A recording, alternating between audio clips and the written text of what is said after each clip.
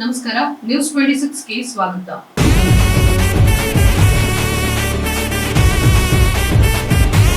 ತಿರುಪತಿ ತಿಮ್ಮಪ್ಪನ ಪಾದಕ್ಕೆರಗಿದ ಕಾಟೇರ.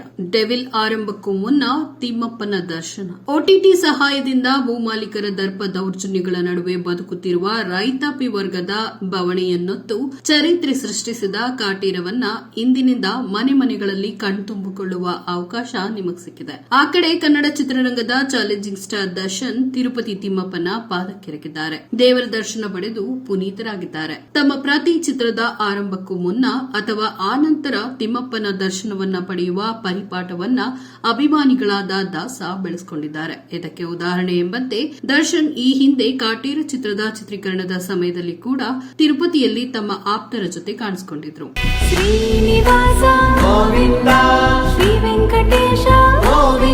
ದೈವದ ದರ್ಶನವನ್ನ ಕೂಡ ಪಡೆದಿದ್ರು. ಇನ್ನು ಅದಕ್ಕೂ ಮುನ್ನ ಕ್ರಾಂತಿ ಚಿತ್ರದ ಪ್ರಚಾರಕ್ಕೆ ಮುನ್ನುಡಿ ಬರೆಯುವ ಮೊದಲು ಕೂಡ ದರ್ಶನ್ ಸಚ್ಚಿದಾನಂದ ಹಾಗೂ ಎಂಎಲ್ಎ ಸತೀಶ್ ರೆಡ್ಡಿ ಜೊತೆ ತಿರುಪತಿ ಸನ್ನಿಧಿಯಲ್ಲಿ ಕಾಣಿಸಿಕೊಂಡಿದ್ರು. ರಾಬರ್ಟ್ ಚಿತ್ರದ ಬಿಡುಗಡೆ ಸಮಯದಲ್ಲಿ ಕೂಡ ತಮ್ಮ ಅತ್ಯಾಪ್ತರ ಜೊತೆ ದರ್ಶನ್ ತಿರುಪತಿ ತಿಮ್ಮಪ್ಪನ ಆಶೀರ್ವಾದವನ್ನು ಪಡೆದಿದ್ರು. ಈಗ ಕಾಟೇರ ಚಿತ್ರದ ಅದ್ಭುತ ಸಕ್ಸಸ್ ಮತ್ತು ಅದ್ವಿತೀಯ ಯಶಸ್ಸಿನ ನಂತರ ದರ್ಶನ್ ಭೂಲೋಕದ ವೈಕುಂಠವೆಂದು ಕರೆಯಲ್ಪಡುವ ತಿರುಮಲ ತಿರುಪತಿ ದೇವಸ್ಥಾನಕ್ಕೆ ಭೇಟಿ ನೀಡಿ ದೇವರ ಆಶೀರ್ವಾದವನ್ನು ಪಡ್ಕೊಂಡಿದ್ದಾರೆ.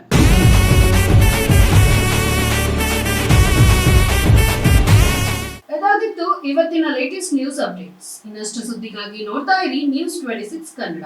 ನಾವು ನಿಮ್ಮೊಂದಿಗೆ.